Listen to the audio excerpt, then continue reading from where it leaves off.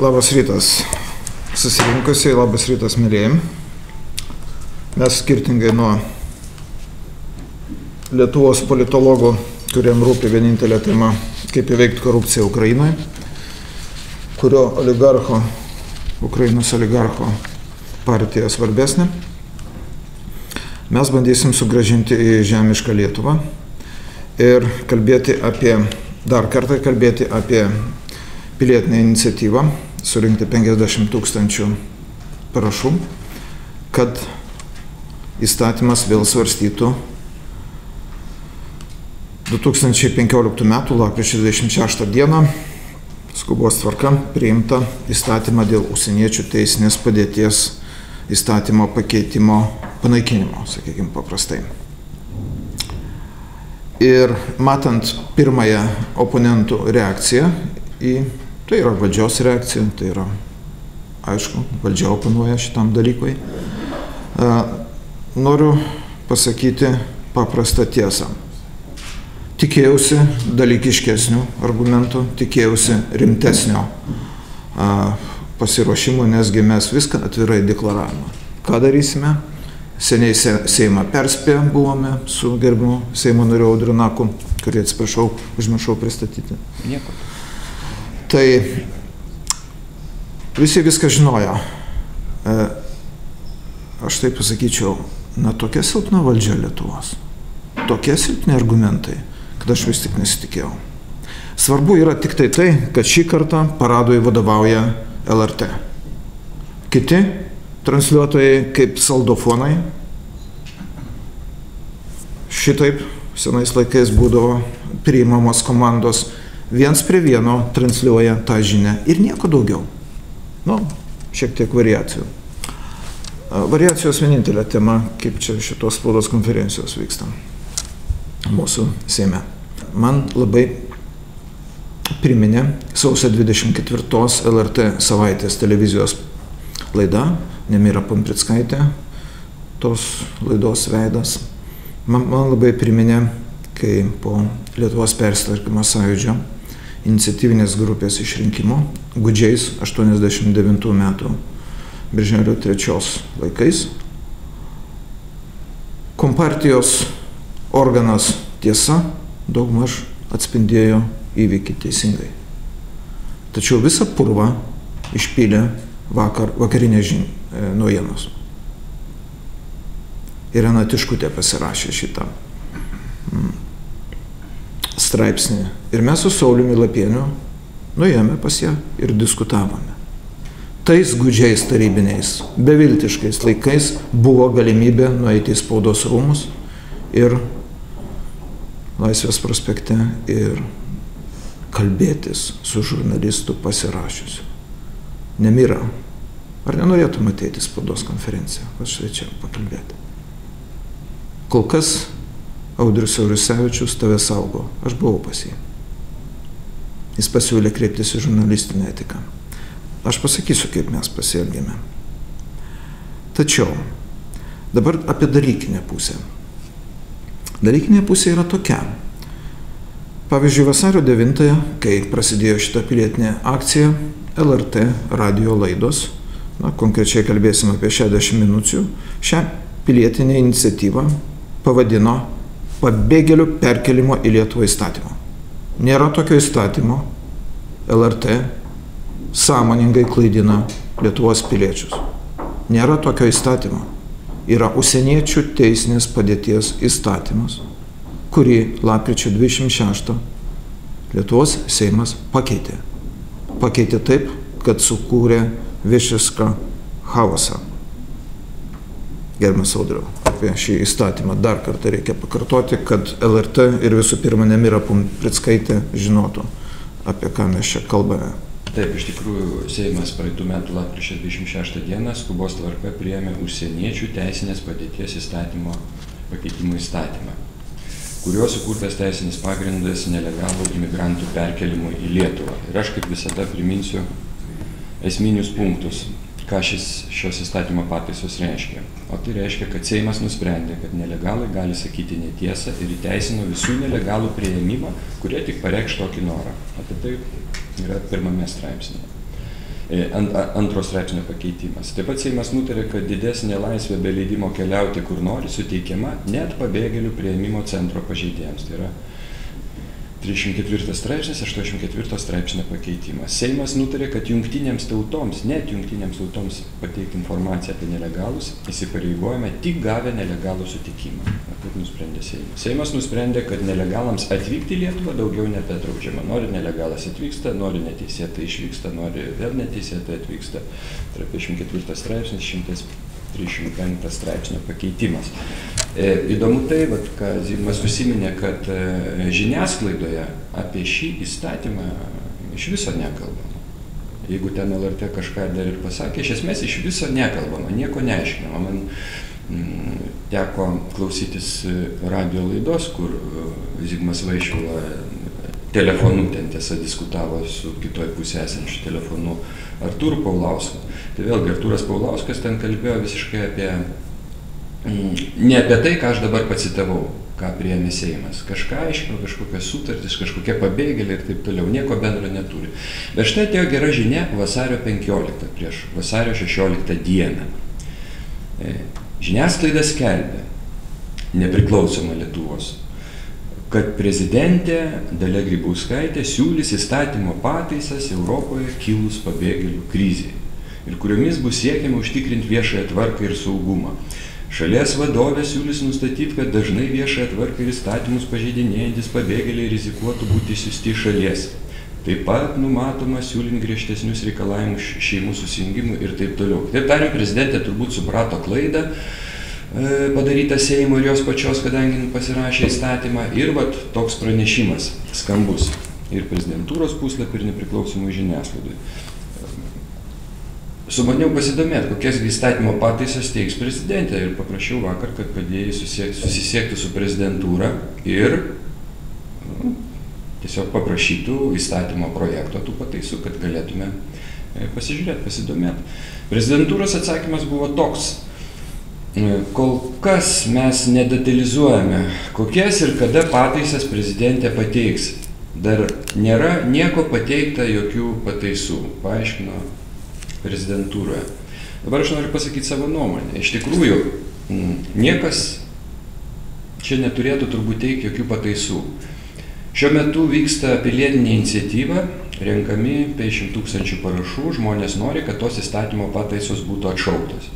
Aš taip pat draugė su Seimo nariu Valerijum Simuliuku esu pateikęs irgi įstatymo projektą, kuris yra, kaip suprantu, įtrauktas jau į pavasario sesiją, kuris turėtų būti svarstomas, kad lygiai tą pačią temą, kad įstatymo pataisos būtų atšauktos ir galiotų prieš tai puikiai galiojęs įstatymas, puikiai galiojęs ne vienerius metus. Reikia tiesiog sugrąžinti tą pirminę padėtį. Nieko daugiau, nieko nereikia galvoti, kaip čia prezidentė, ką jin čia inicijuos, kažką darys, kažką čia tobulės. Reikia grąžinti į buvusį įstatymą ir viskas puikiai veiks. Tai mano gilių įsitikinimu, aš netikiu prezidentės nuoširdumu dėja, aš manau, kad jos pareiškimas vasario 15, kad neva tai teiks kažkokias pataisas, nežinau, ką čia betaisyti. Manau, kad tai yra eilinė demagogija ir toks jaukas rinkėjam, kad neva tai kažką daro ir prezidentė. Išgirdusi turbūt apie pilietinę iniciatyvą, vis tiek kažką šurmuliuoja, tai tokį žingsnį padaro, o iš tiesų jokio įstatymo prezidentūroje, jokių įstatymo pataisų nėra. Tai tiek žinių. Tik išgirdęs apie teigiamą prezidentės praregėjimą, raštu kreipiausi, prašydamas dekretu inicijuoti Seime šio įstatymo pakeitimo padaryto lapkričio 26 panaikinimą. Atsakymo kol kas nesulaukiau. Tačiau, kad suvoktumėm visą šitą chaosą ir absurdą, kuris padarytas, yra šituo įstatymu įteisintas, bandoma įteisinti, niekada to nepadarysi, nelegaliai patekusius asmenys į ES ir į Lietuvą. Tebegalioja baudžiamojo kodekso straipsniai ir už nelegalų sienos kirtimą, ir už padėjimą tai padaryti. Tie, kurie padeda padaryti, baudžiamoji atsakomybė pagal Lietuvos Respublikos baudžiamąjį kodeksą yra iki 6 metų laisvės atėmimo. Jeigu teisingai, principingai taikyti įstatymus ir prezidentė, dėja, ir vyriausybė, ir visi, kurie prisideda prie to, jie padeda nelegaliai kilsti, jie vykdo nusikalstamą veiką. Dėja, tokia realybė. Čia ne pasakymas, kad pasakyti. Tai yra pati ryškiausia šito absurdiško įstatymo iliustracija.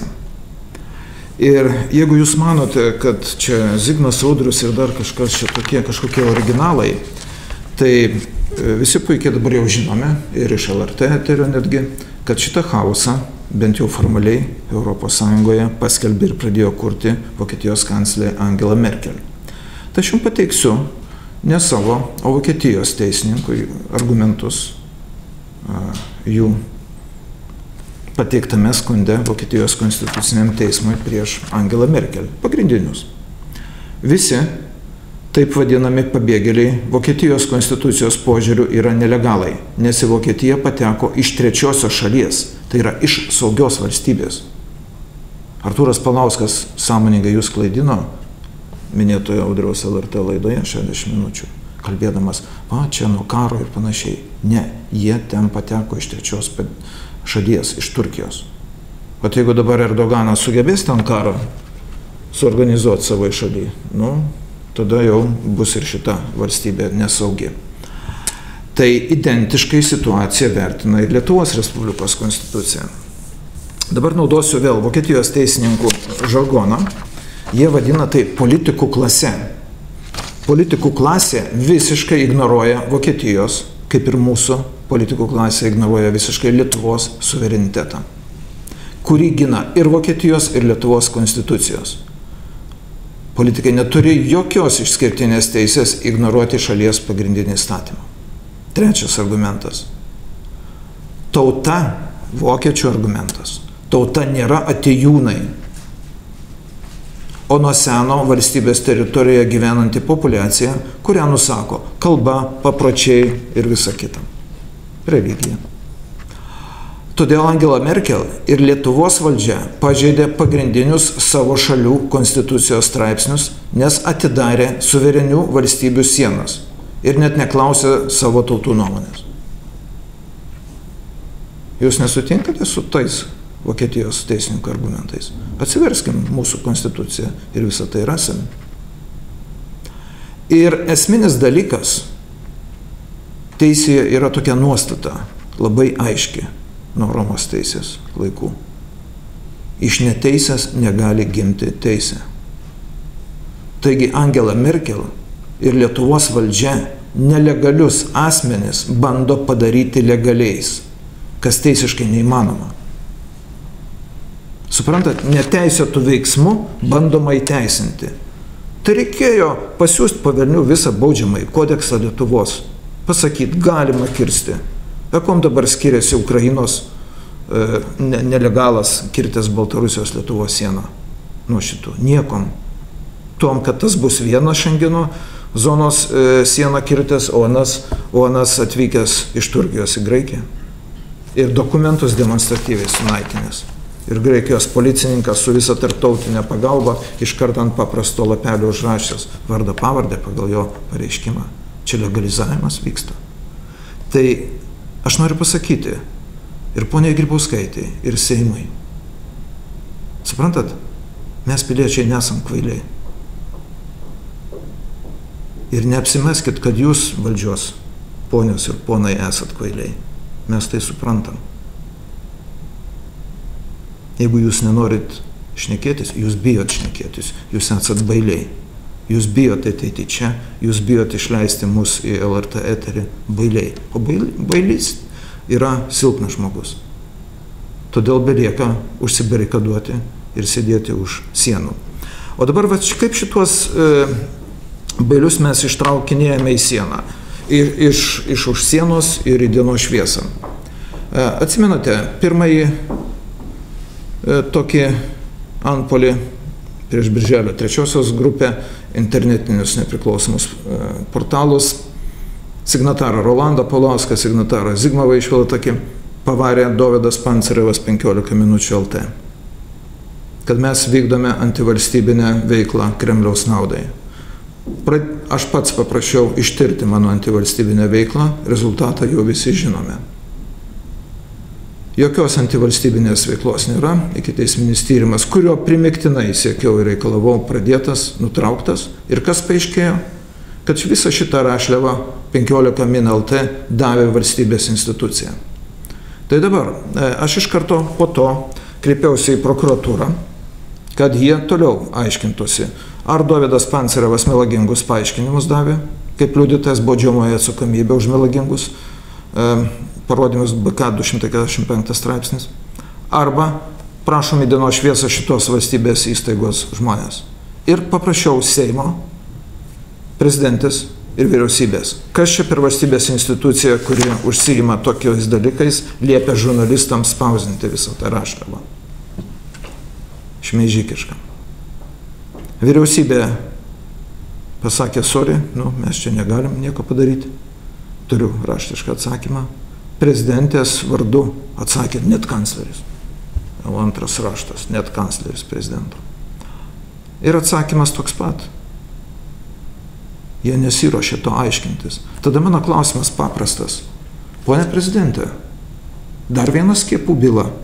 Tai jūsų darbas. Jeigu jūs nenorite aiškintis, kas kuria chaosą Lietuvoje, kokia valstybės institucija liepia žurnalistam spausdinti. Analogiškai ponė Miros Pumprickaitės sausio 24 laidos dar kartą paprašiau ikiteisminio tyrimo savo atžvilgiu. Antivalstybinė veikla, Kremliui dirbam, jo. Štai Vilniaus apylinkės prokuratūros prokuroro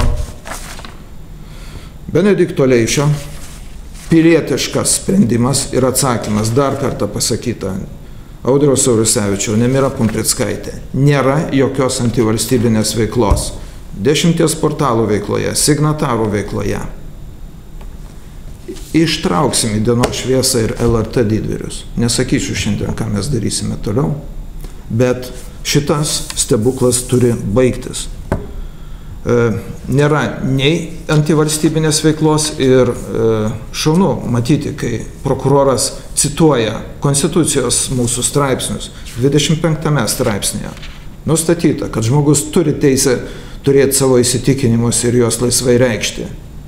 Jam neturi būti kliūdama ieškoti, gauti ir skleisti informaciją, idėjas.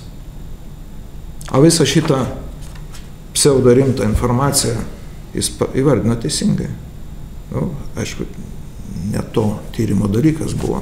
Pasakė, čia tik autoriaus asmeninė nuomonė, kad čia nusikaltimai antivalstybiniai. Tai tie visi menkystos, kurie dabar slapstosi už žurnalistų, už LRT eterio 15 minučių ir kitų visų užsakomųjų akivaizdžiai straipsnių, kurie paprastai spausdinami pagal projektus gaunamus pinigus.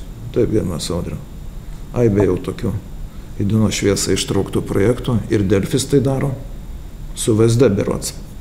Sutartis yra valstybės saugumo departamento projektas.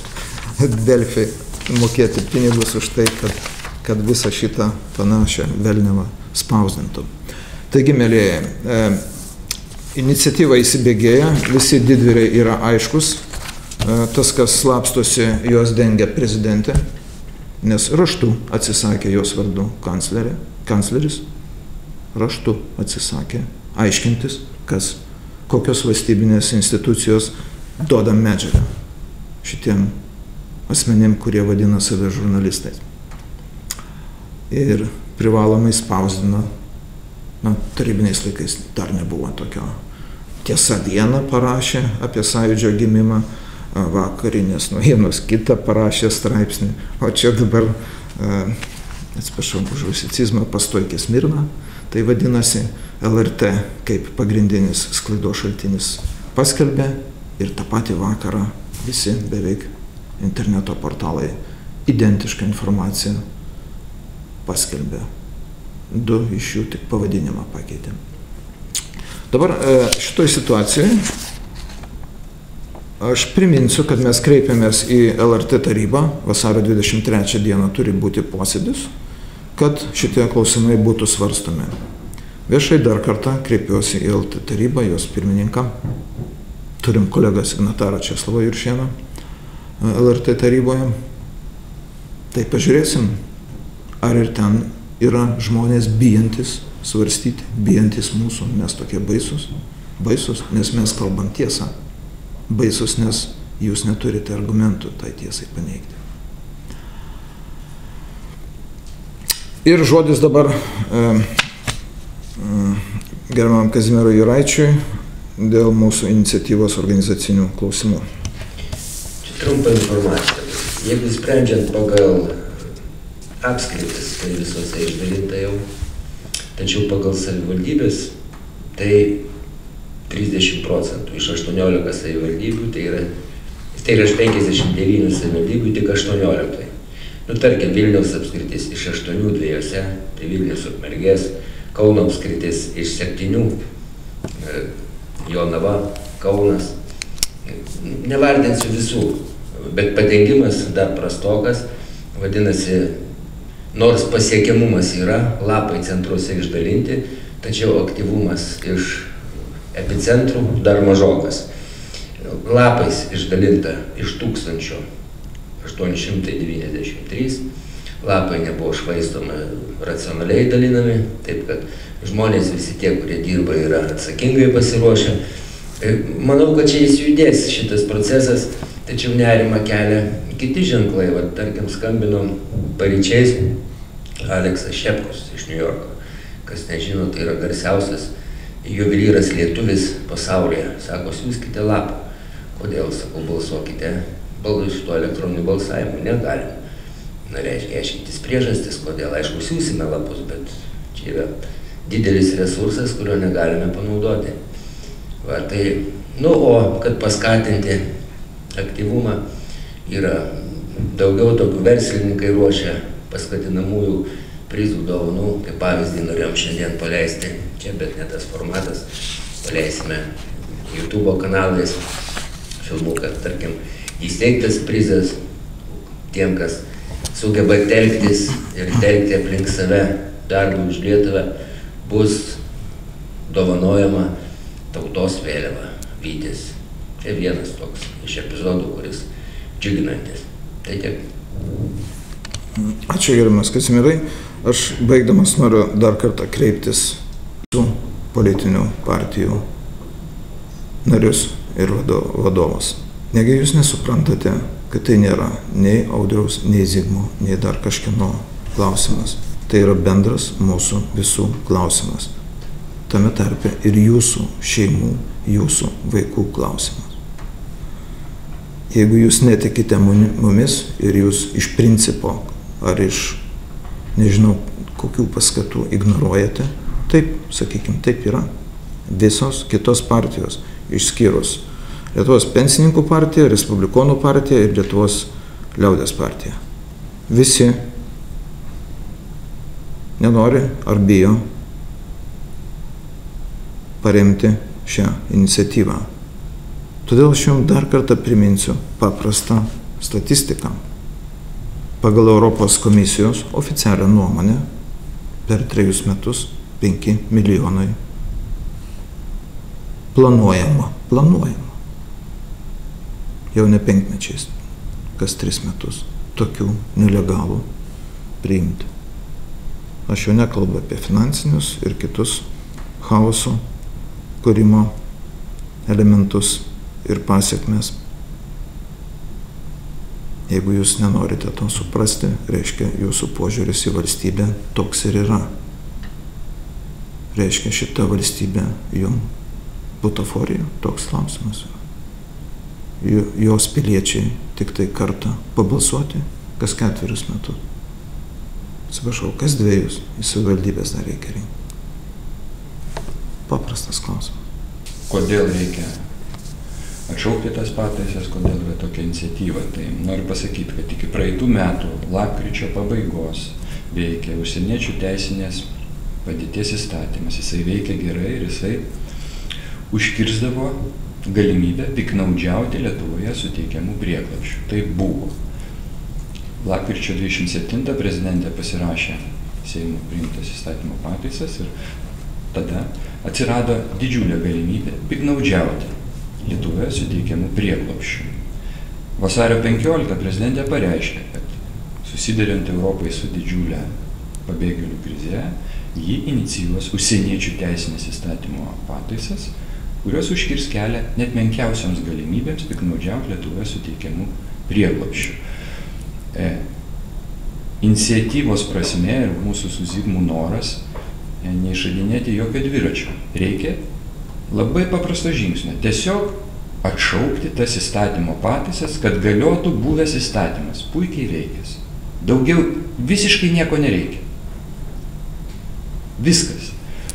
Tai ir tarp kitko, pagal šitą gerai veikusį įstatymą iš karo kankinamos Sirijos savo noru į Lietuvą nustatyta tvarka Lietuvos ambasadoje daugiausia Minske gavę leidimus, pateikę dokumentus, o ne nelegaliai atvykę 40 sirų šeimų čia oficialiai į Lietuvą atvyko.